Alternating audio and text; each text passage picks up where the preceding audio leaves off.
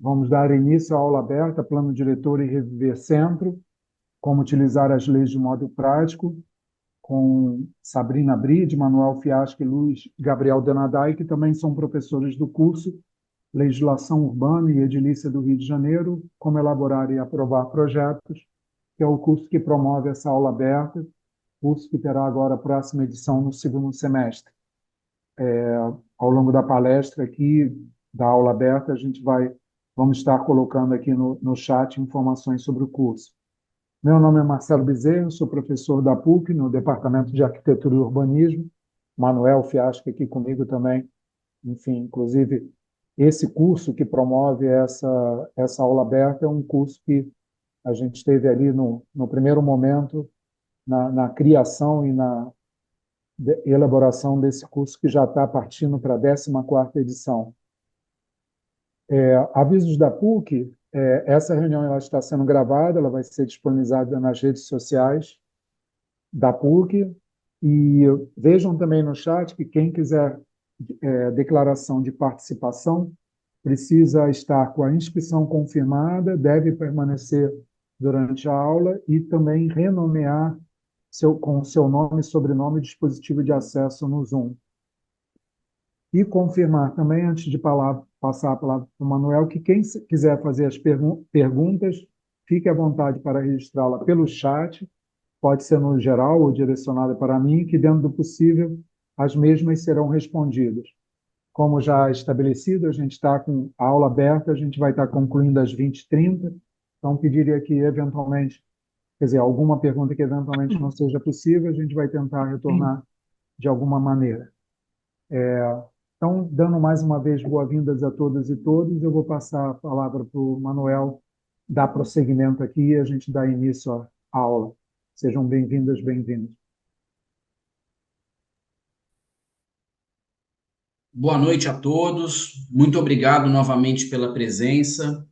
Nós vamos falar hoje sobre o programa Reviver Centro e o que aconteceu com a lei do Reviver Centro com a aprovação da Lei 270, que é o plano diretor. Sabrina vai trazer um pouco mais de detalhe para vocês, os itens sobre o Reviver, e eu queria, antes da Sabrina começar a expor o material que ela preparou para hoje, falar de linhas gerais do Reviver Centro, né? O objetivo do Reviver Centro é de aumentar o número de moradias no centro do Rio de Janeiro. Hoje há uma quase que unanimidade entre os urbanistas de que o uso múltiplo, né, o uso 24 horas da cidade é positivo. O centro ficou durante 70 anos com proibição de construção de usos residenciais, ou seja, isso transformou o centro em um local apenas para trabalhar, e é um local com muita história, muito metrô, muita infraestrutura urbana. Houve um investimento social gigantesco na área central e ela fica esvaziada aos fins de semana e fica esvaziada também à noite.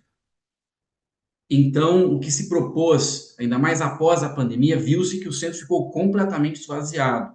Até hoje a gente está vendo o centro muito vazio, muito aquém do potencial que ele tem. E aí a cura para isso seria dinamizar e potencializar o uso de residências multifamiliares no centro, incentivando retrofit, incentivando novas edificações. Como fazer isso? Por que que a prefeitura precisou emitir uma lei específica para incentivar isso? Porque era praticamente impossível viabilizar qualquer empreendimento imobiliário no centro, dado que o custo da obra quase empatava com o custo de venda da unidade residencial.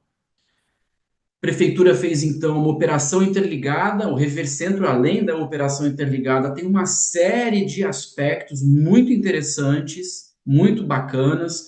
Vocês podem consultar a Lei Complementar 229 de 2021. Lá existem todas as iniciativas que serão feitas pela prefeitura e pela sociedade no centro do Rio. É bastante contemporânea essa legislação, ela é muito bem feita. E a gente aqui com o foco em atuação profissional, vai explicar um pouquinho mais o que deve ser feito no centro para se ter as edificações multifamiliares e qual é a mecânica dessa operação interligada para viabilizar os projetos.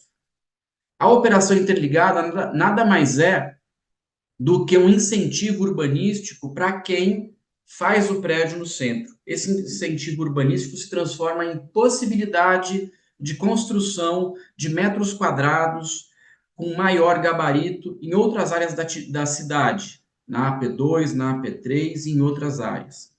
É bastante delimitado na Lei 229, e a partir daí você começa a equilibrar a viabilidade econômica de quem faz o prédio multifamiliar no centro. Ou seja, se eu faço um prédio multifamiliar no centro, eu ganho um direito que tem um valor econômico.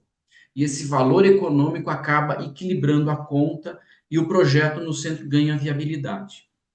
A Lei 229 foi emitida, não teve uma adesão muito grande, e aí fizeram o Reviver Centro 2, que é a Lei 264, que está dentro da Lei 229, tá? Se você baixar hoje na prefeitura a Lei 229, ela já vem com a Lei 264 entranhada. Então, a Lei 264 foi para ainda incentivar mais ainda a produção de edifícios multifamiliares no centro do Rio. Então, essa aqui é a explicação básica do que é o Reviver Sempre. Tá legal? A Sabrina vai expor, nós vamos complementando. Por favor, perguntas para que a gente possa tirar as dúvidas. Eu sou um grande entusiasta do centro. Eu acho que o centro tem que ter muita gente morando, tem que ter muita gente trabalhando. Então, eu sou um entusiasta do centro, portanto, sou um entusiasta também do Reviver Centro. Tá legal? Sabrina. Olá, pessoal, boa noite. Bom, primeiro é um prazer ter vocês aqui. Eu espero que a gente possa contribuir de alguma forma com esse entendimento do reviver. Muita gente ainda tem dúvidas. E então, o Manuel vai passar para mim, né, Manuel? Os slides que a gente preparou.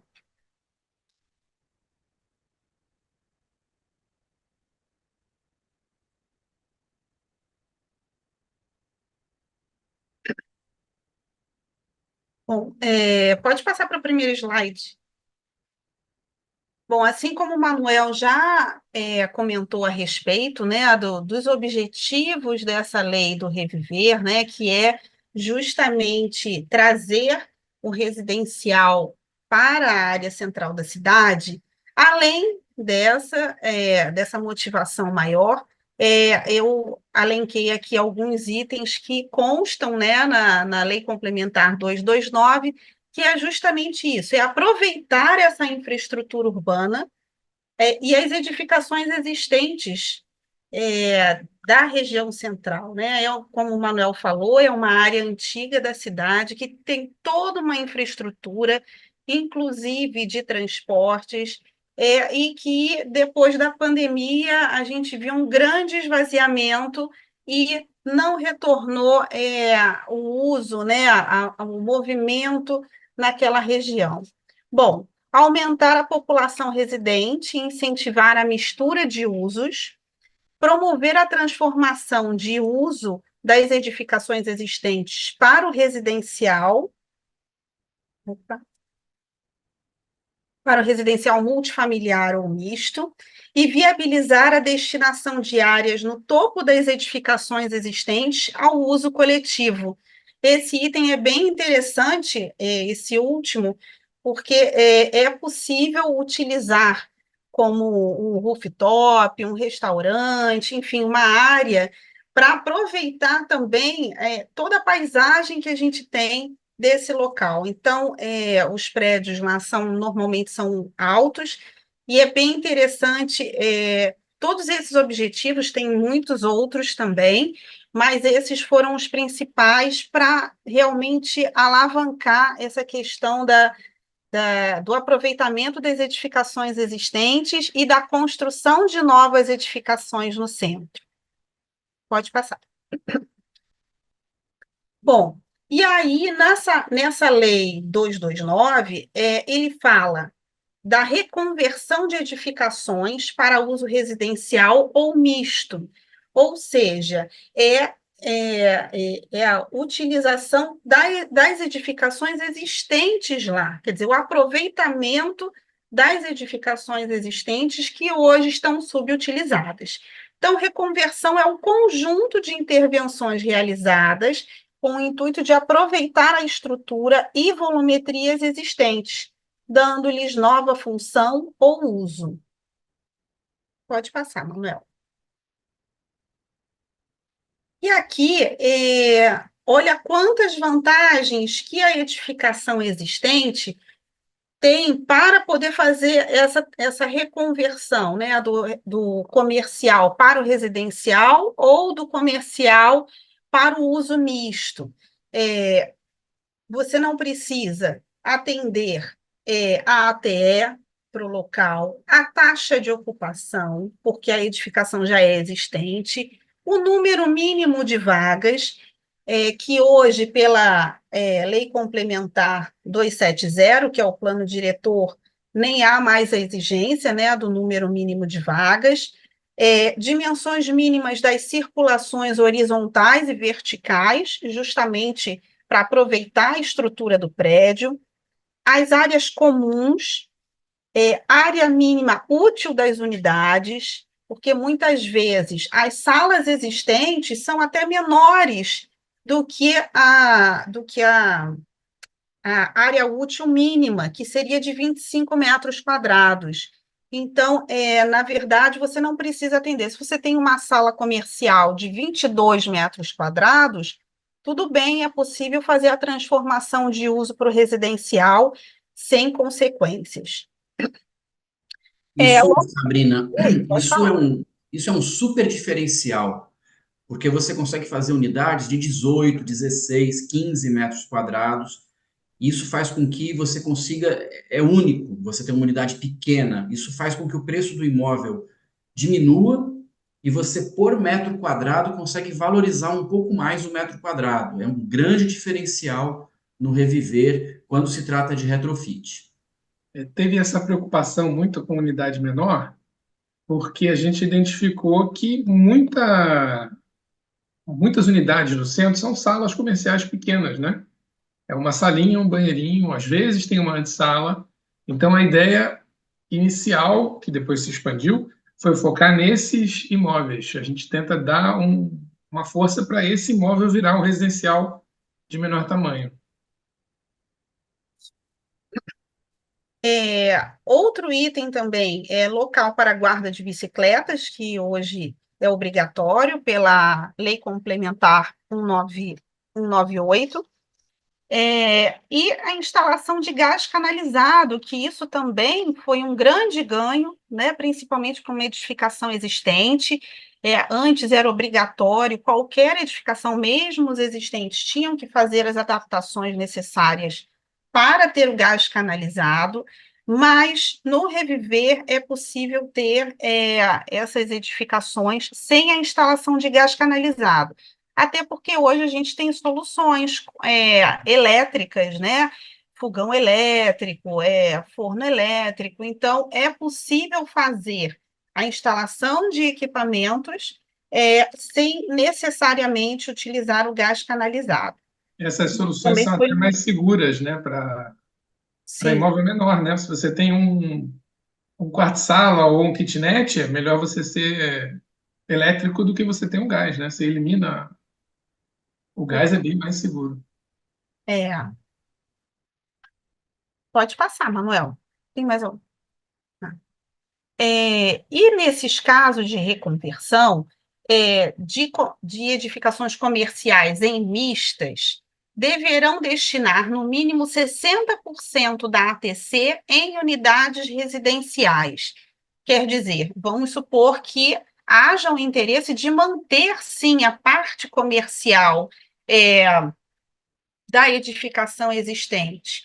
Mas, para ser interessante, né, para poder fazer essa transformação, aí a legislação ela pede que seja, no mínimo, 60% destinado à área residencial. Que isso é importante justamente porque se pretende, né, fazer com que o centro realmente ganhe mais pessoas morando lá, né, utilizem aquele espaço. Pode mudar. Mesmo que não haja reconversão de toda a edificação, é possível fazer a transformação de uso de unidades autônomas para o uso residencial.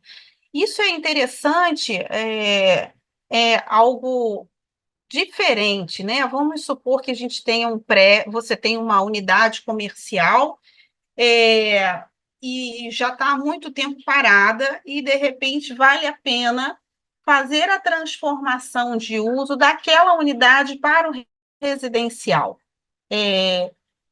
É possível fazer, porque só através de uma transformação de uso, não precisa de nada além disso, porque a unidade já está lá pronta, é só fazer a transformação de uso. A única questão é que você pode, até mesmo através de uma unidade autônoma, você conseguir vender aquele potencial para uma outra construção, para uma outra pessoa, para poder utilizar numa operação interligada. É claro que se a unidade autônoma comercial era muito pequena, o potencial que você vai ter para vender é muito pequeno. Mas se você tem uma grande sala que ocupa um pavimento inteiro, e você pode vender aquele potencial, e até transformar aquela grande sala que ocupa um pavimento inteiro e fazer um desdobramento de unidades residenciais dentro dessa sala, você consegue, sim, vender esse potencial também para uma operação interligada, ok?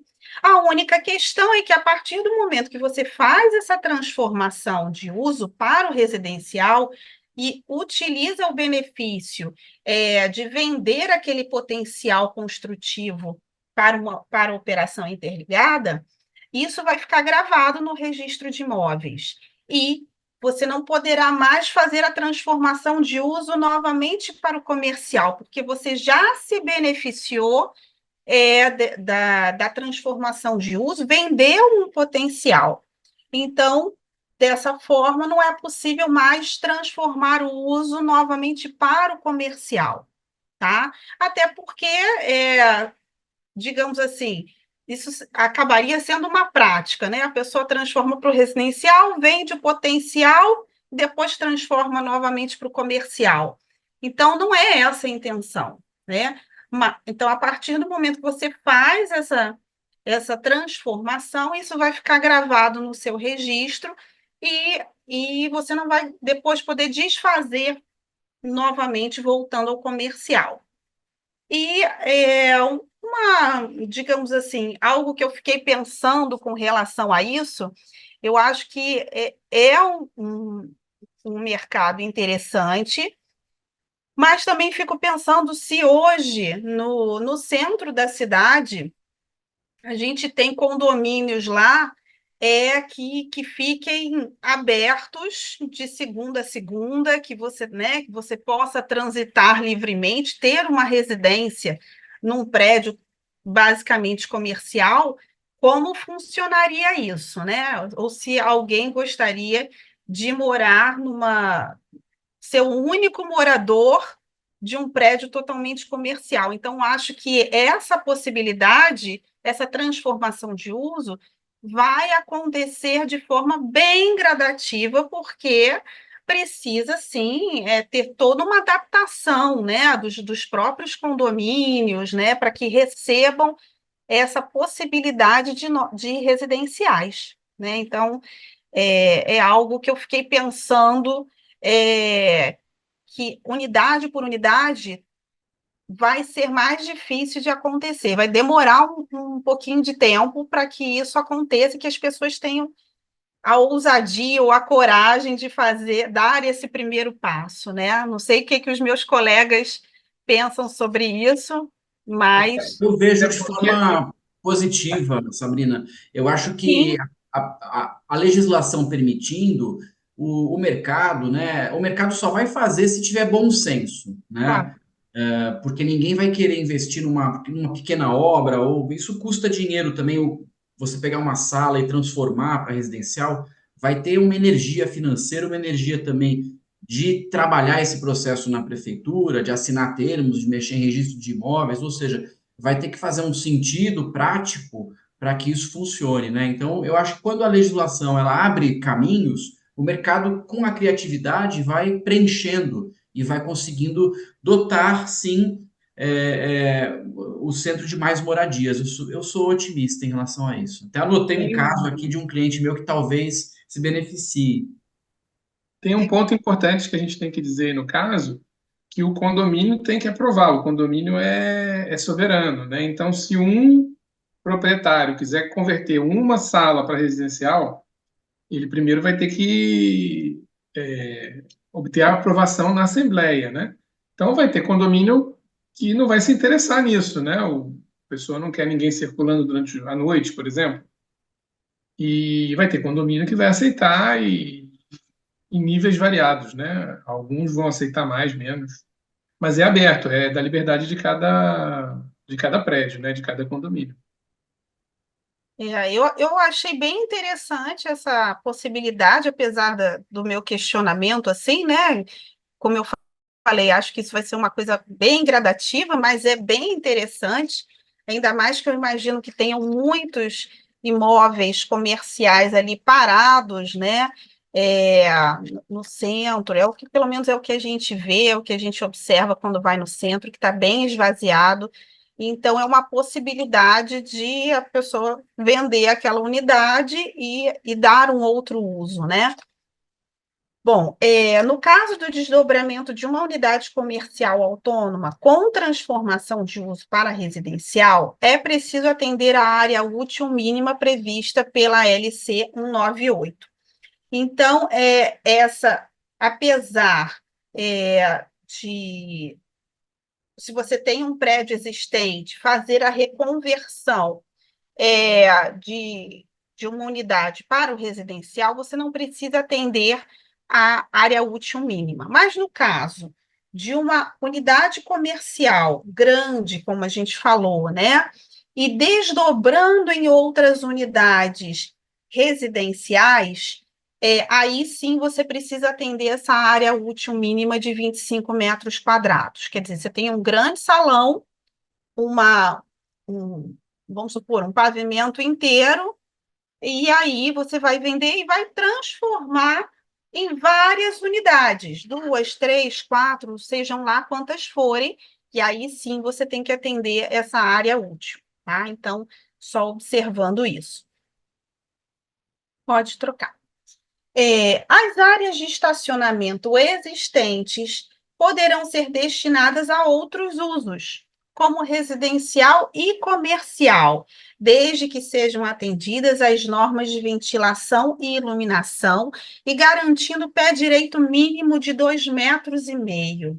E aí eu botei uma perguntinha. Área útil mínima da unidade também? Isso foi uma pergunta que eu me fiz e eu não consegui obter resposta. De repente, Manuel e Gabriel conseguem dar uma resposta aqui para a gente. Por quê? A gente tem lá os pavimentos de garagem existentes, num prédio existente, e aí a legislação diz que eu posso transformar em uso residencial e comercial.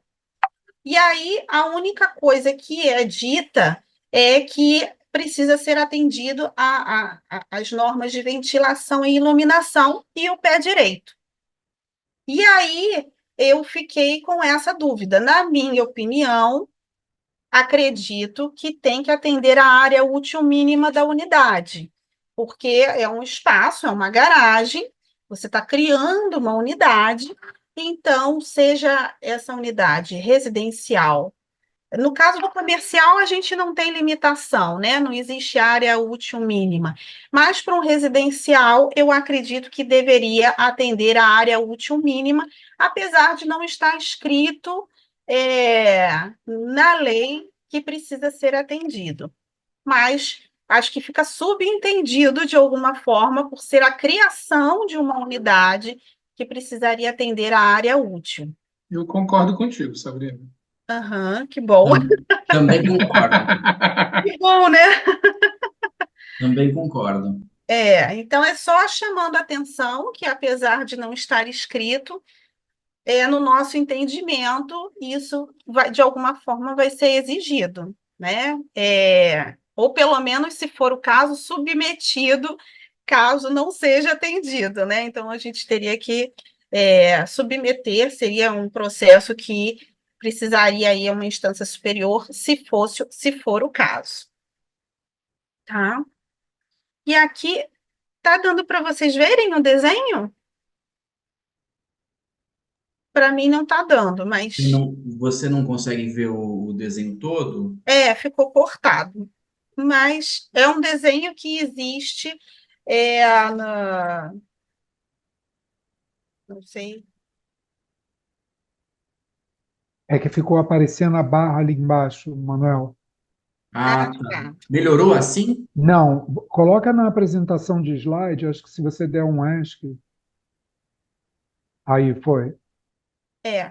Bom, de qualquer forma, para mim não está aparecendo, não sei se está aparecendo para todo mundo, mas de qualquer forma, são permitidas unidades residenciais no embasamento das edificações existentes, desde que atendidas a ventilação e iluminação dos compartimentos e serão computados na ATE.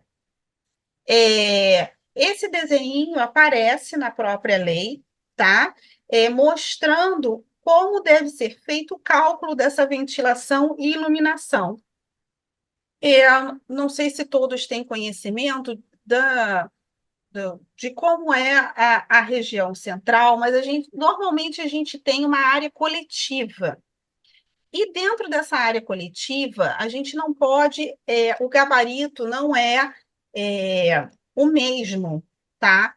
A área coletiva ela tem uma altura máxima permitida, que é o que está mostrando aqui nesse desenho. Esse embasamento ele pode ter 3 pavimentos e ele tem uma altura máxima. Sendo que, se você for fazer unidades residenciais ou comerciais, você precisa ter a ventilação e iluminação naturais, ok? Então, esse desenho da própria lei explica como deve ser feito esse cálculo, caso sejam feitas unidades nesses pavimentos de embasamento, tá? O embasamento normalmente é destinado a uso comum da edificação ou até mesmo garagem, ok? Então, como a gente tem essa possibilidade de transformar as áreas de garagem em unidades, então essa é uma complementação da informação do slide anterior, ok? Pode passar. Aqui é só chamando a atenção que a reconversão de edificações existentes deverá atender às normas dos bombeiros e de acessibilidade, tá? Apesar de não ter, digamos assim, maiores exigências com relação ao urbanismo, é claro que precisa ser atendida a norma dos bombeiros e a acessibilidade da edificação, ok? E caso haja necessidade dessa adequação às normas dos bombeiros, com a construção, por exemplo, de novas instalações, estes acréscimos não serão computados na ATE e na taxa de ocupação, tá? E poderão ocupar além do limite de profundidade e área coletiva, que normalmente são áreas que não são possíveis de construção. Mas para atender a essa necessidade, por exemplo, do Corpo de Bombeiros, é permitido, por exemplo, como essa figura, você ter uma escada externa para dar acesso a esses pavimentos de uma forma mais segura, tá? Se for uma exigência do Corpo de Bombeiros, tá? Sempre respeitando, é claro, a ventilação e iluminação necessárias, desses compartimentos, dessas residências, dessas salas comerciais, ok? Também no caso de reconversão de toda a edificação existente, a fachada deverá receber tratamento arquitetônico de modo a uniformizar a instalação dos equipamentos de ar-condicionado. Achei ótimo isso, porque realmente no centro, né, o que a gente vê hoje em dia é uma desordem visual, digamos assim. É claro que isso, no caso de uma reconversão da edificação como um todo, né? Então, aí vai ser feito esse tratamento. É claro que se você vai transformar o uso de uma única unidade, não vai ter esse padrão e não vai ter essa uniformização. Mas, no caso de um empreendedor que realmente tenha toda a edificação e faça a reconversão, também será necessário fazer essa parte externa, não só a parte interna, mas a externa também, para melhorar o visual, digamos assim, né, as condições, né, da edificação. Bom, aqui foi um dos itens que a gente falou lá no começo, que é permitido acréscimo acima do último pavimento legalizado, destinado ao uso comum, sem contar na ATE e ocupando toda a projeção do pavimento inferior. Esta área acrescida poderá ser destinada à atividade econômica, desde que ocupe no máximo 40% da área do pavimento inferior e mantenha as características de uso comum da edificação no restante da área. Ou seja, no caso de uma reconversão, de uma edificação toda, né, do prédio inteiro, você precisa ter uma área de uso comum, você pode fazer uma área de uso comum no último pavimento, destinado aos condôminos ali da edificação, tá? Mas também pode ser utilizado uma parte desse uso comum que seja, entre aspas, comercializada. Pode ser um restaurante, pode ser, enfim, qualquer outra atividade, é uma atividade econômica que o próprio condomínio pode se beneficiar com o aluguel daquele espaço, enfim. Mas essa área não pode ser todo o pavimento, ela é uma parte menor, que é 40% desse pavimento, sendo que tem que ser garantido o uso comum para os demais condôminos, né, para os proprietários ali das unidades residenciais e comerciais, ok? Mas é algo que eu achei bem interessante em se tratando do centro, que a gente tem visadas muito bonitas ali, né, bem interessantes, e para dar vida também, né, não só no nível do chão, do térreo, mas também proporcionando essa outra possibilidade de, de entretenimento, né? Isso mostra, né, Sabrina, a preocupação que houve na criação dessa lei, porque a partir daí você vai ter visuais incríveis, você, além disso, permite uma atividade econômica que pode gerar uma renda, uma diferença no empreendimento, né, no edifício existente, e em sintonia com os lugares mais atuais, mais contemporâneos, né, que tem tendências mais bacanas, né? Nova York tem muito isso agora, outras cidades também na Europa, o uso dessas áreas, Lisboa tem isso em prédios antigos, né? Um terraço descoberto para você ter um restaurante, um local, uma atividade para você poder usufruir a cidade. E aí, somada àquela ideia também de se padronizar o ar-condicionado, mostra aí um cuidado da prefeitura em realmente deixar o centro vivo e bonito, né? Acho que é bem bacana esse item também. Pode passar. Isso. E aí a gente chega na parte de novas edificações, né? Qual é o diferencial das existentes para as novas edificações?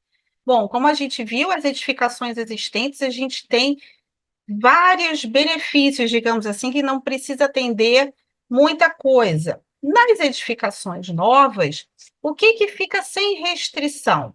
A taxa de ocupação e o número mínimo de vagas. Todo o restante é preciso atender à legislação em vigor para o local, certo? É uma edificação nova, tá? E também podendo transferir o potencial para outras regiões através da operação interligada, tá? Mas todo o restante tem que ser atendido. Bom, são permitidas unidades residenciais ou comerciais no embasamento das edificações novas, além do limite de profundidade e área coletiva, desde que atendidas a ventilação e iluminação dos compartimentos e serão computadas na ATE, tá?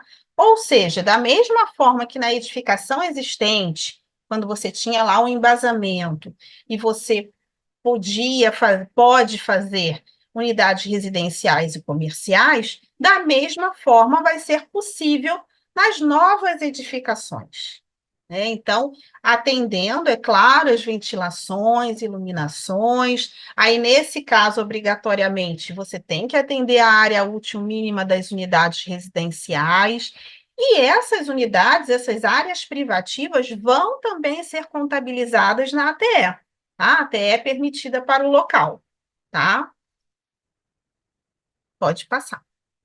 E aí a gente tem um exemplo da operação interligada, a gente falou bastante sobre o centro, né, tanto de reconversão, e falamos agora das novas construções, e esse potencial que está sendo gerado em termos residenciais e pode ser levado para outras regiões da cidade, como Ipanema, Leblon, Copacabana, a AP3 inteira, que é a Zona Norte, Tijuca, Botafogo, Glória, Catete, agora tem outras áreas também, Lagoa, quer dizer, a Lei Complementar 264 acrescentou outros bairros nessa lista de bairros que podem se beneficiar com a operação interligada.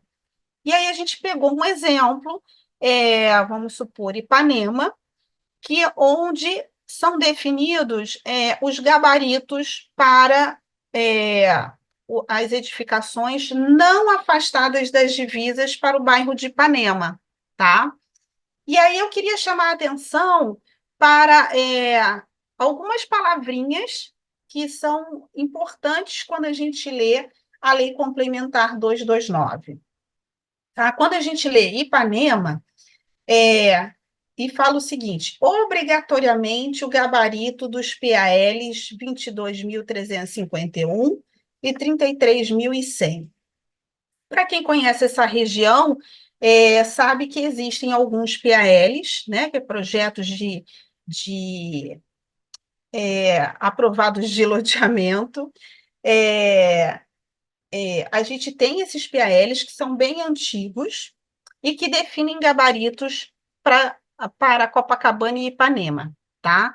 Então, neste caso, se o seu empreendimento estiver nessa região desses PALs, obrigatoriamente o gabarito tem que atender a esses PALs, tá? A lei complementar é taxativa, é obrigatório. Se define 10 pavimentos, tem que atender os 10 pavimentos do PAL. Se for 12 pavimentos, tem que atender os 12 pavimentos. Quer falar, Manuel? Complementar, Sabrina, Sim. mais um exemplo para vocês entenderem um pouco essa questão dos gabaritos dos PALs, né?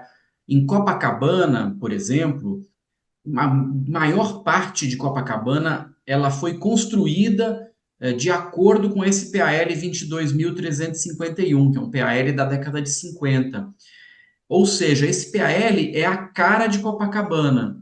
São gabaritos de, na maioria, 10 pavimentos, em alguns lugares 12, em pouquíssimos lugares 14, em alguns 8, 6, etc. Mas o que acontece? Para que o projeto urbanístico de Copacabana se complete, a prefeitura escolheu adotar a continuidade desse PAL, que são edificações coladas às divisas, com 10 pavimentos na média, 10, 12, tá?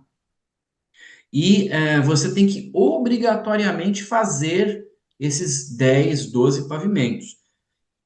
Sabrina vai explicar um pouquinho depois. Ou seja, quando você tem que completar esses PALs, você tem que usar muito o Reviver Centro, porque o que é permitido hoje pela legislação são 4 pavimentos, 12 metros. Então, quando você passa de 12 metros, você a partir daí já tem que pagar e tem que ter os metros quadrados do edifício no centro. Você tem que ter a certidão de concessão do centro, ou seja, metros quadrados advindos dos prédios retrofitados ou construídos para residencial multifamiliar, colocados no seu projeto, e além disso, uma contrapartida paga para a prefeitura para erigir os outros pavimentos para completar esse PAL de 10, 12 pavimentos.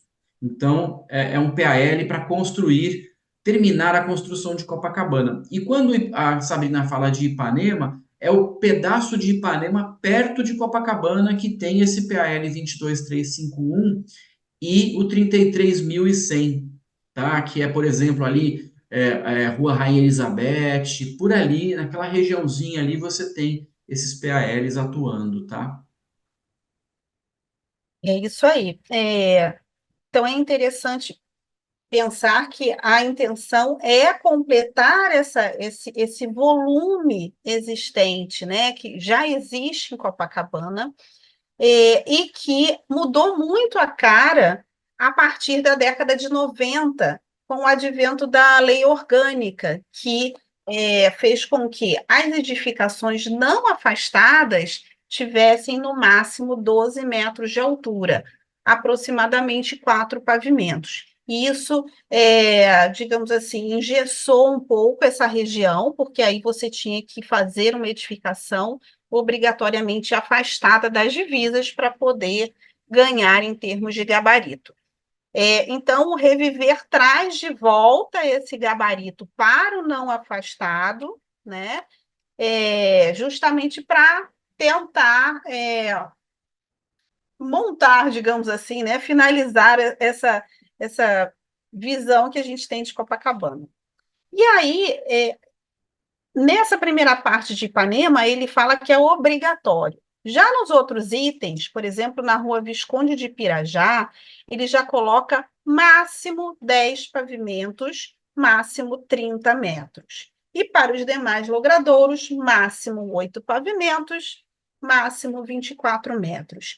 Então, existe uma diferença do obrigatoriamente, que você é obrigado a fazer aquele gabarito, então você precisa ter um potencial grande vindo do centro para poder completar esse volume.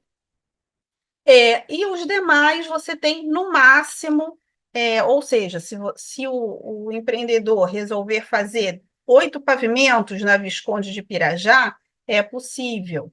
Quer dizer, ele dá essa possibilidade de você ter menos potencial vindo do centro, e ter um gabarito mais baixo, tá? Bom, pode passar, Manuel. E aí, pela LC 229, a ATE, o cálculo da ATE, quando a gente não tem limite de profundidade ou área coletiva, a gente tem essa fórmula para utilizar, que a ATE é igual ao número de pavimentos que a gente vai buscar lá na nossa LC 229, permitida, vezes 0,7 vezes a área do lote. Essa é a fórmula geral, tá? Quando a gente tem uma quadra, por exemplo, que tem área coletiva ou limite de profundidade, essa fórmula muda um pouquinho, ok? Mas, a grosso modo, quando a gente não tem limite de profundidade e área coletiva, é essa fórmula que vale, tá? As áreas de circulação horizontal e vertical não serão computadas na TE e na taxa de ocupação em todos os pavimentos, ok? Esse é um entendimento, digamos assim, mais recente, que mesmo para os pavimentos que não são sujeitos a essa operação interligada, que seriam aqueles 12 metros, aqueles 4 primeiros pavimentos. Antes a gente considerava a área de circulação horizontal e vertical na ATE nesses primeiros 4 pavimentos. E só descontava nos pavimentos acima de 12 metros. Mas houve um entendimento da prefeitura que então seria descontado em todos os pavimentos, desde o pavimento térreo até o último pavimento, as áreas de circulação horizontal e vertical, tá? E aí a gente tem aqui um exemplo, que a gente vai tentar fazer um exemplo prático. Vamos supor que a gente tenha um terreno na rua Visconde de Pirajá, e o nosso terreno seja de 20 por 40, que dá 800 metros quadrados. E aí a gente pega lá no nosso plano diretor, que a gente tem ali aqui embaixo, um quadrinho. Esse quadrinho é o anexo 21 da LC 270, do plano diretor, que define alguns parâmetros para a gente. A zona, a subzona, o CAM, a taxa de ocupação, lote mínimo, gabarito, tanto para afastado quanto para não afastado, e afastamento frontal. E nesse quadrinho a gente vai observar que o gabarito para afastado na Visconde de Pirajá é 10 pavimentos, 30 metros. E na Visconde de Pirajá, edificação não afastada das divisas, também 10 pavimentos, 30 metros. Observando que, então, isso é bem interessante, porque ele acaba vinculando, né, o plano diretor, ele não prejudica e não elimina de alguma forma o reviver, quer dizer, pelo contrário, ele traz o reviver para dentro do plano diretor, e aí a gente vai observar as diferenças do potencial com o reviver e sem o reviver, ok? Então, Manuel, você quer falar alguma coisa? Sim, é bem interessante esse ponto, né? É um ponto que provavelmente muitos de vocês estavam curiosos para saber, né? É, como que, porque o Reviver Centro é de 2021 e o plano diretor é de 2024. E quando existe mudança de lei, todo mundo fica atento, preocupado, pensando: será que meu terreno, será que o terreno do meu cliente, será que esse projeto que eu estou fazendo vai continuar valendo? Como é que faz? Poxa, a prefeitura se empenhou tanto para fazer os incentivos no centro, agora vem o plano diretor, vai estragar tudo. Pelo que a gente pôde estudar aqui, o nosso time, né? E nosso time é composto por pessoas da academia, por pessoas que trabalham no mercado e por pessoas também da prefeitura, né? Então a gente fez um estudo bastante aprofundado sobre isso. E o que a gente pôde depreender desse estudo é que o Reviver Centro, ele se mantém. O Reviver Centro se mantém, ou seja, a Lei 229 e a Lei 264, ela se mantém valendo, né? E o plano diretor manteve uma compatibilidade entre as para o Reviver Centro continuar valendo, né? Obviamente que deve ter aí 2% de algum tipo de falha na legislação, porque é impossível prever tudo, mas a gente pode dizer com bastante segurança que 98% dos casos estão aí mantidos, né? Ou seja, o Reviver Centro continua. Essa foi a intenção da prefeitura, que o plano diretor não atropelasse o Reviver Centro, e isso é uma grande notícia para todo mundo, porque, enfim, é um bom projeto, né? O Reviver Centro, um bom incentivo, ajuda muitos edifícios a ganharem viabilidade econômica, melhora a viabilidade econômica para os prédios receptores também. Então, é uma notícia que deixou, pelo menos nós aqui do nosso time, a gente ficou bastante mais tranquilo quando a gente soube dessa compatibilidade entre as leis, tá, pessoal? Pode prosseguir, Sabrina.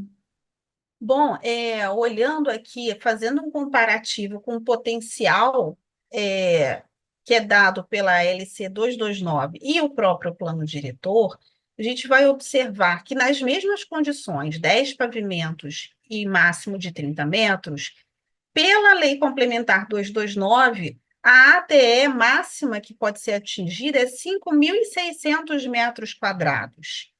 E se comparado ao plano diretor, que é 4 vezes a área do lote, né, que é o CAM vezes a área do lote, o potencial é 3.200 metros quadrados. Quer dizer, pelo reviver, existe um potencial muito maior numa área que é super valorizada, aqui no caso, Rua Visconde de Pirajá, em Ipanema. Então, para o construtor, isso é muito interessante, você ter esse potencial, tá? Pode passar, Manuel. Um comentário, né? Uma diferença bastante representativa, né? Quase que o dobro você consegue Exatamente. fazer de ATE com o Reviver Centro. E aí a Sabrina vai mostrar um pouquinho melhor essa diferença em termos volumétricos. Bom, pela Lei Complementar 229, como a gente já falou, é para os casos de edificações não afastadas das divisas, tá? E ela tem um bônus, digamos assim, que se para o local é definida uma taxa de ocupação de 70%, pode ser acrescido 10% nessa taxa de ocupação, no caso do Reviver Centro, tá? Passando a taxa de ocupação para 80%. Então, naquele lote que a gente está sugerindo, que é um exemplo, a gente teria uma taxa de ocupação máxima de 640 metros quadrados, e vamos considerar aí em torno de 10 a 13% da área de uso comum, e aí achei aqui 85 metros quadrados, ok? Manuel, eu não estou enxergando o restante da tela, mas você complementa aqui para mim, tá? A nossa ATE, Vou tentar melhorar aqui, Sabrina. neste caso, a ATE pela LC 229 vai ser 640 menos essa área de circulação vertical e horizontal, menos 85. Então, 640 menos 85 metros quadrados, que vai dar 555 metros quadrados, ok? E aí, a Sabrina, gente vai dividir esse potencial ao longo desses pavimentos, ok? Então, a gente tem 5.600 divididos por 555, que vai dar 10 pavimentos? 10 Isso? pavimentos, 10 exatamente. pavimentos. É que eu não estou enxergando aqui. 10,09 que dá 10 10 pavimentos. pavimentos. E aí, a gente tem esse exemplo aqui, um corte esquemático, é, de uma possibilidade, não quer dizer que isso seja fixo, tá? Isso é um exemplo, é, uma, é, uma possibilidade de resultado. Volta uma tela antes, Manuel, foi um pouquinho. Antes ainda, Isso aí, tá? Porque a gente tem o nosso corte de 12 metros de altura, e para cima vai ser a nossa área da operação interligada, ou seja, do quinto ao 10º pavimento, eu tenho que adquirir da operação interligada 3.330 metros quadrados lá do centro, oriundos lá do centro, ok? Para poder completar este volume, tá? E ainda existe a possibilidade de fazer uma cobertura. Essa cobertura é uma cobertura que a gente chama cobertura do reviver, mas o pagamento não está incluído nesta operação interligada, tá? Esse pagamento dessa cobertura é através da contrapartida, que saiu agora, saiu do forno, é a LC 274, que saiu agora no mês de julho. Então, é uma nova contrapartida que permite fazer essa cobertura ainda no projeto, né? Ainda como mais valerá, tá? Tendo que obedecer esse afastamento de 3 metros. E essa contrapartida ainda está trazendo mais benefícios, não só para essa cobertura do reviver, mas pode passar, Manuel, a possibilidade da cobertura, tá? Então, a gente vai ter a cobertura do reviver, que pode ser completada, tá? Ou seja, eu posso ter um pavimento tipo igual aos demais, e pagando essa contrapartida pela LC 274, e a possibilidade de uma outra cobertura, que vai ser 50% do pavimento inferior e afastado pelo menos 3 metros da linha de fachada. Tá? Então, observem aí o potencial construtivo que essa operação interligada dá para essa região. Ok? E aí a gente vai fazer um comparativo com o plano diretor. Vai lá, Manuel. Próxima. Que obrigatoriamente eu tenho que fazer uma edificação afastada das divisas, tá? E aí não tenho reviver centro, eu tenho taxa de ocupação 70%, que no caso 560 metros quadrados. Tá? E aí a nossa TE, ela é o pavimento todo, tá? Sem desconsiderar as áreas de circulação vertical e horizontal, tá? Porque o que desconta é a benesse da LC 229, tá? Então, nesse caso, a gente olha como diminuiu o potencial. Eu poderia ter 10 pavimentos, mas em função da minha ATE, eu não consigo passar de 5 pavimentos, ok? Então, imaginem o potencial que a pessoa está perdendo, o empreendedor está perdendo, quando faz somente pelo plano diretor, tá? Pode passar o outro slide, Manuel.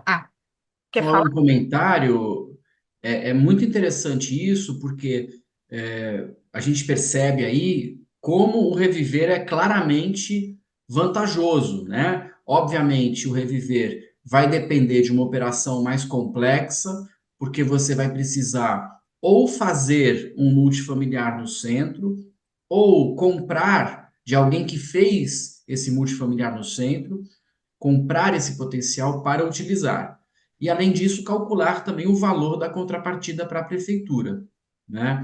A gente já estudou alguns casos de uso de Reviver Centro e a grande maioria dos projetos se torna a viabilidade dos projetos melhora, tá? A viabilidade dos projetos receptores, esses projetos que aumentam o gabarito, a viabilidade melhora. Então, dica para todo mundo, quando você estiver projetando ou for dono de um terreno numa área receptora, olhem o Reviver Centro, porque ele certamente, grande chance de você ter um aumento na valorização do seu imóvel, do seu empreendimento. Então é uma dica valiosa. Quem está nessa live já se beneficiou, porque vale muito a pena avaliar o Reviver Centro aí para os empreendimentos.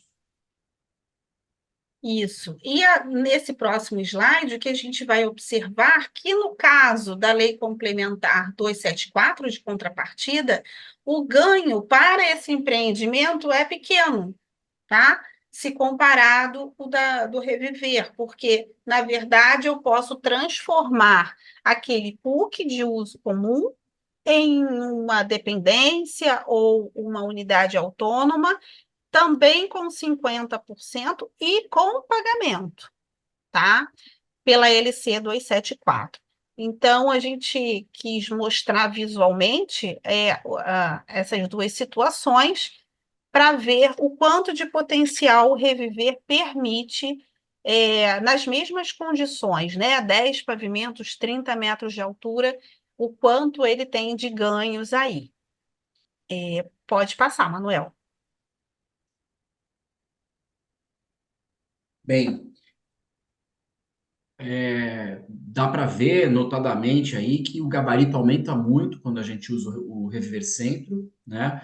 Antes de entrar nesse tema de certidão de concessão e de recepção, eu tenho uma pergunta, se não me engano, do Vasco, sobre um terreno de estacionamento. Eu suponho que esse terreno de estacionamento esteja dentro da área do Reviver Centro, né?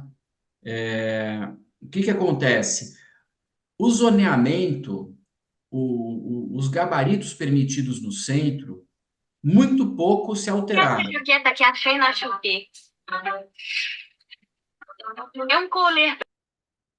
Ah, estava com alguém com o fone aberto.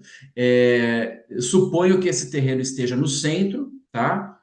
E o zoneamento muito pouco se alterou, tá? A única parte que se alterou no centro o gabarito, é um trecho pequeno ali perto do setor, no setor financeiro, que o gabarito é ilimitado, é infinito. Obviamente que o gabarito infinito, ele depende de comando da aeronáutica, para a gente resguardar aí as rotas dos aviões do Santos Dumont, e também patrimônio histórico. O IFAM e o IRPH deverão ser ouvidos, na grande parte dos casos, porque a gente tem muitos imóveis tombados e preservados, tombados no centro, muitos. Então, normalmente você vai ter que ouvir IFAM, INEPAC e IRPH para poder fazer o gabarito infinito, né? E também o Manuel, comando da aeronáutica, né? Manuel, Sim. o Vasco incluiu aqui de que esse exemplo está no corredor cultural e engessado pelo 10.600. Ah, então, Vasco, obrigado aí pela informação. Vale, então, o gabarito do corredor cultural, tá? O IRPH essa legislação do PAL 10.600, do corredor cultural, não se alterou. Então, isso Toda a acaba. legislação de preservação continua, Manuel. Apesar Obrigado, do, Gabriel. apesar do plano do reviver, do plano diretor, toda a legislação que é de preservação cultural, ambiental, ela continua valendo e tem precedência. Maravilha, obrigado aí, Gabriel. É interessante também, foi bom o Gabriel e o Marcelo terem complementado, né? Porque assim, essa é a dinâmica do curso um pouco, tá, pessoal? A gente sabe que a legislação demanda um aprofundamento maior, um mergulho maior, e a gente busca informação. Vai consultar na prefeitura, troca ideia com colegas, para trazer para vocês a informação atual, quente. Então, tem pessoas aqui na live que já fizeram o curso. Eu convido a fazer novamente. Tem pessoas que já fizeram 2, 3 vezes, né? A Márcia está presente aí, ela já fez mais de uma vez o curso e tem sempre novidade e sempre casos que a gente vai se aprofundando e vai entregando mais ferramenta para vocês. Então é bastante interessante nesse sentido, né? Manuel, o Vasco perguntou que o terreno hoje é um estacionamento, mas do reviver tem uma proibição para estacionamento, né? É Exato. verdade. Essa proibição é porque o estacionamento é meio que o ponto zero do uso do terreno, né? Não sei o que fazer, bota o estacionamento e fica lá. E existem imóveis que são estacionamentos há muito, muito tempo, porque o estacionamento, no fim das contas, gera mais renda, né, do que você tomar o risco da construção, fazer e tal, vender. Em alguns casos, o estacionamento fica. Então, foi uma ideia na hora de fazer a legislação de vetar os estacionamentos, né? Porém, como um jeito de fomentar, colocar mais terrenos disponíveis para construção. Porém, é um preceito, né, do direito de que as atividades que já estão estabelecidas, você não é obrigado a fechar por causa de uma nova legislação. Senão você fica à mercê do governo do momento, né? Então, em teoria, juridicamente, quem já tem a atividade instalada legalmente antes, continua. Não é obrigado a cortar, entendeu? Mas o ponto aí é o legalmente. Quem nunca se legalizou fica um pouco sem pé, né? Sem chão. Obrigado, Gabriel. Vasco também fez uma outra pergunta sobre um vizinho de cobertura que pegou uma área comum do prédio, que o processo foi extraviado na prefeitura, etc. Perguntou aqui para a gente se isso ia se resolver na esfera administrativa ou se teria que judicializar, né? Na minha experiência de dia a dia, eu percebo que os processos que têm briga entre vizinhos eles se resolvem com mais eficácia quando são judicializados, né? Os vizinhos, às vezes, pressionam a prefeitura, o balcão da prefeitura, para que faça fiscalização, para que emita multas e etc.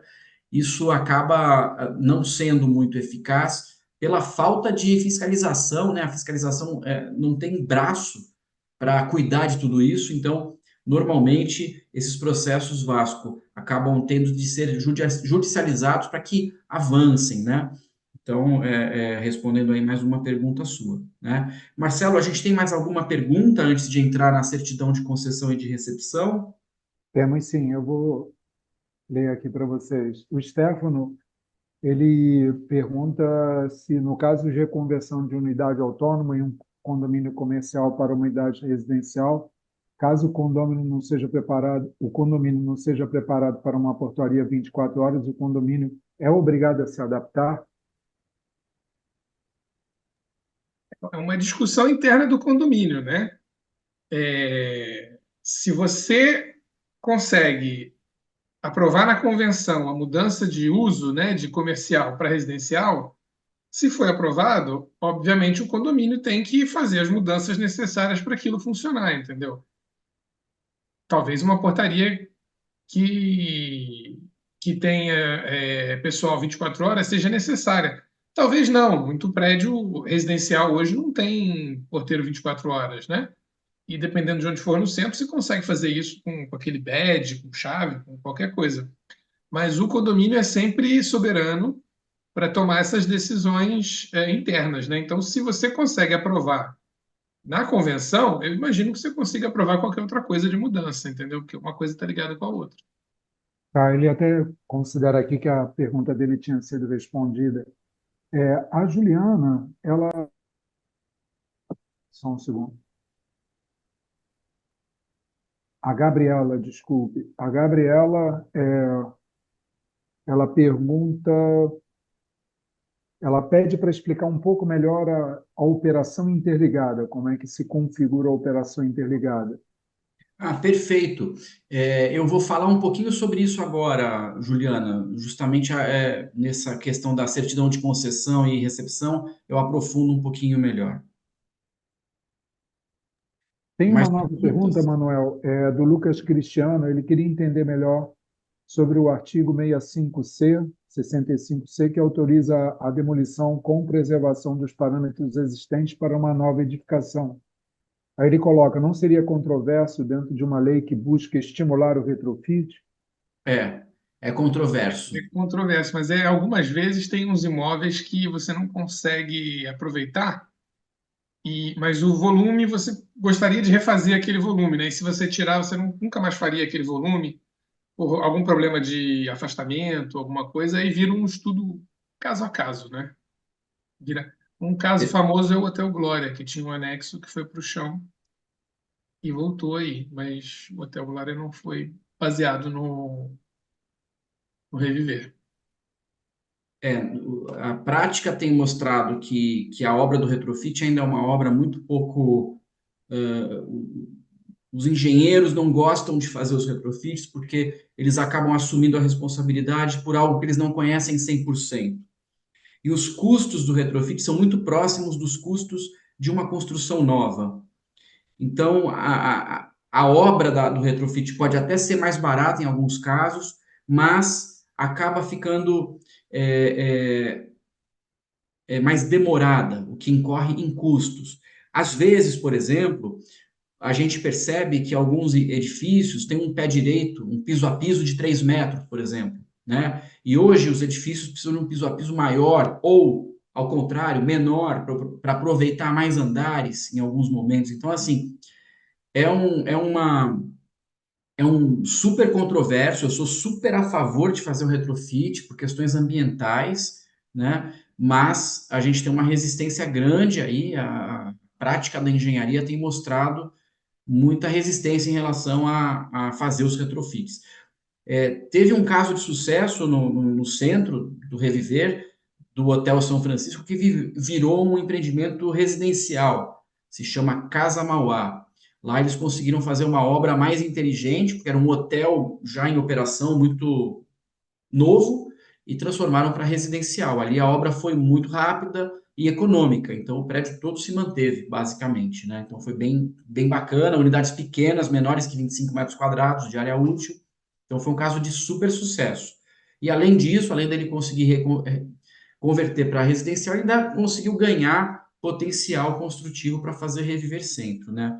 O que foi bem bacana no empreendimento. E talvez tenha sido o primeiro residencial pronto no centro, né? Enfim, não sei se a gente respondeu a pergunta, mas assim, realmente é um contrassenso você ter que demolir um edifício para refazer, né? É uma pena, né? Dá pena, é uma controvérsia mesmo, mas é uma forma também de aceitar um pouco os ventos do mercado, né? Perfeito. Bom, eu vou colocar aqui para todos e presentes, que a gente vai abrir espaço aqui para mais duas, três perguntas no máximo, que a gente já está encaminhando para o final.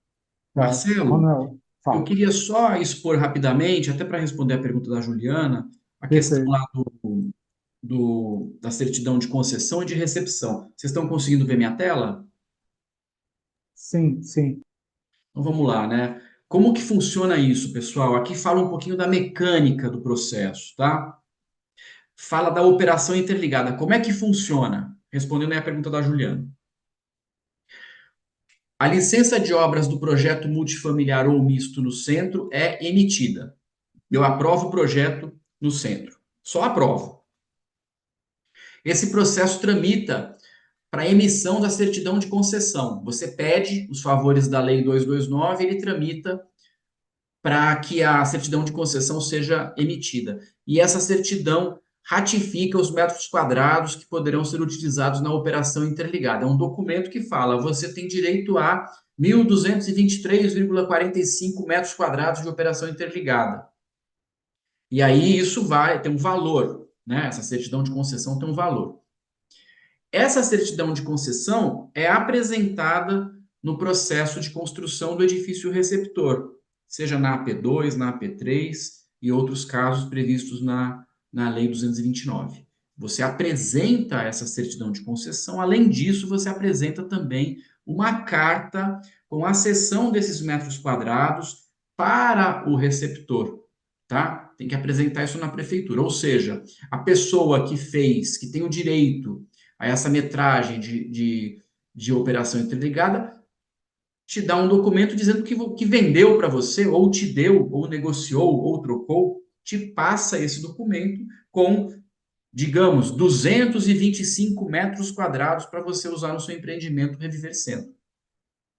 A partir daí, a prefeitura calcula a contrapartida do projeto receptor e essa tem que ser paga ou a primeira parcela, ou totalmente, para que se possa receber a licença de obras do processo do projeto receptor, tá? Sai a licença de obras do projeto receptor com restrição para início de obras. Essa certidão de recepção oficial, né? A certidão só é emitida, a de recepção só é emitida para início de obras. Isso aí estava gerando uma morosidade na emissão da licença de obras do receptor, porque essa certidão de recepção é um documento trabalhoso de ser feito, né? E agora a prefeitura, com a Lei 264, institucionalizou a possibilidade dessa certidão de recepção ficar como restrição para início de obra, o que foi um grande avanço. E aí, finalmente, a CLPT, ela emite essa certidão de recepção. A obra do edifício do centro prossegue, a obra do edifício receptor prossegue. Esse edifício no centro, então, recebe a BITSE ou aceitação de obras. E aí eu posso liberar o meu edifício receptor para ter o habite-se. Então, uma operação é amarrada com a outra.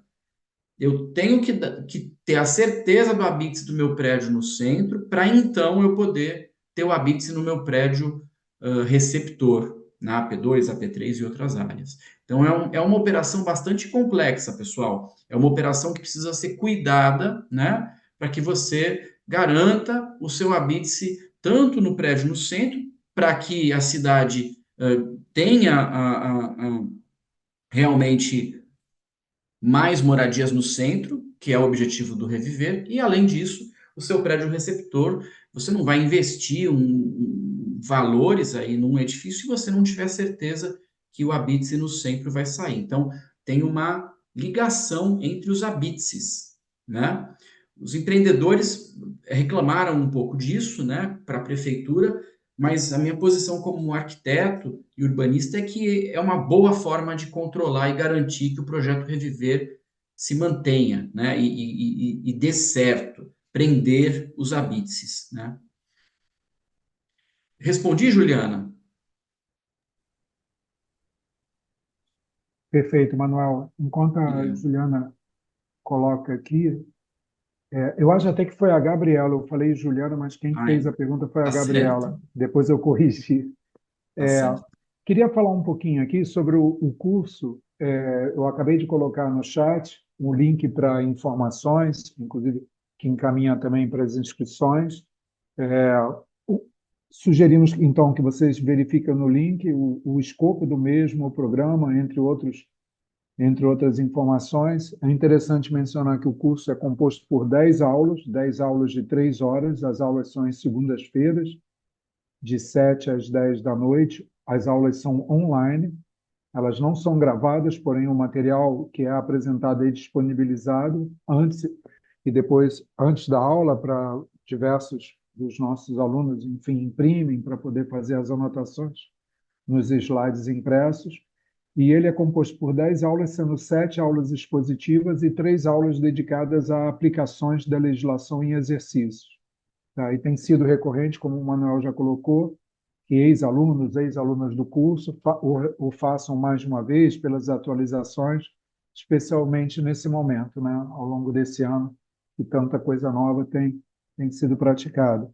Tá? Manuel, Sabrina, Luiz Gabriel, mais ou menos, a gente está fechando aqui. Acho que a aula aberta foi bem esclarecedora, porque ainda não chegaram perguntas. Então, eu vou passar para vocês, de repente, para uma fala final. Se surgir alguma última pergunta aqui, eu coloco para vocês. Bom, eu quero agradecer, né, a vocês terem ficado aqui com a gente ao longo dessa 1 hora e meia. Espero que a gente tenha contribuído um pouquinho para esse entendimento do Reviver, que tem muito potencial, é, não só no centro, para aplicação no próprio centro, mas também para ser utilizado em outras regiões, é, não só na Zona Sul. É claro que tem digamos assim, a área mais cara, digamos assim, mas a Zona Norte também, que também é uma área interessante, que precisa também se desenvolver. Então, eu espero que a gente tenha contribuído de alguma forma para vocês compreenderem e utilizarem, né, essa ferramenta aí de uma forma saudável. Boa noite a todos. Boa noite, pessoal. Espero que a gente tenha tirado algumas dúvidas aí. Convido vocês para o curso depois, onde a gente pode tirar mais dúvidas ainda, aprofundar ainda mais. E é uma legislação interessante, com um objetivo bastante interessante, tem seus pontos positivos, seus pontos nem tão positivos, e seus pontos acinzentados, digamos assim, né? Mas é um trabalho, um objetivo que eu acho que é bastante válido. Espero que a gente tenha ajudado vocês a compreender um pouquinho mais.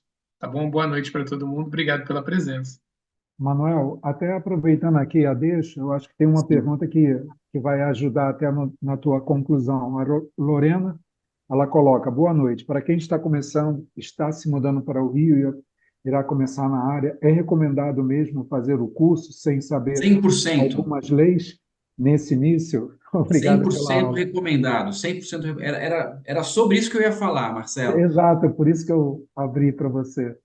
Veja só, apenas a informação de que você, usando o Reviver Centro, já tem uma viabilidade muito melhor dos projetos receptores, né? Ou seja, já é uma informação que te diferencia no mercado. Ou, se você é proprietário de um terreno, você já tem um conhecimento a mais para negociar o seu terreno ou criar um empreendimento. Então, assim, gente, não adianta, informação é poder, né? A gente está na era da informação, aprendizagem continuada é necessário hoje, a gente não pode ficar parado. Então, o curso ele já está na 14ª edição, a gente conseguiu fazer uma coisa caleidoscópica aqui, ou seja, a gente tem conhecimento acadêmico, a gente tem conhecimento da prática de mercado e temos pessoas dentro da prefeitura, né? A Sabrina e o Gabriel trabalham dentro da prefeitura, estão no dia a dia, o Gabriel planejando, ou seja, criando leis, e a Sabrina aplicando as leis.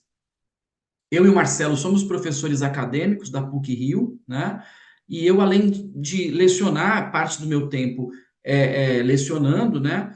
Eu também atuo profissionalmente através da A Mais Arquitetura, que é uma empresa que já tem 14 anos e a gente fez muita coisa já. Então, um dia a dia de troca de informação, a gente aqui é estudo de lei, aplicação da lei direto. E o nosso curso ele é montado dessa forma, é quase que um fórum de trabalho, né? Então, aulas expositivas, aulas que a gente faz o estudo de massa na hora, aplicando a lei, tirando dúvida, é muito dinâmico e bastante conteúdo que a gente passa. Então, assim, eu parabenizo que a gente tem 41 participantes agora e ficamos com 40 e poucos participantes a aula toda, né? Tá todo mundo aí focado, parabéns. O horário difícil, né? Início de semana aí. Então, parabenizo a todos estarem aqui e incentivo fortemente, sugiro fortemente que entrem no curso, convidem amigos, colegas, pessoas para entrarem no curso e quem é de fora do Rio, melhor ainda, porque vai estabelecer uma network mais legal, um contato aqui no Rio de Janeiro também, né?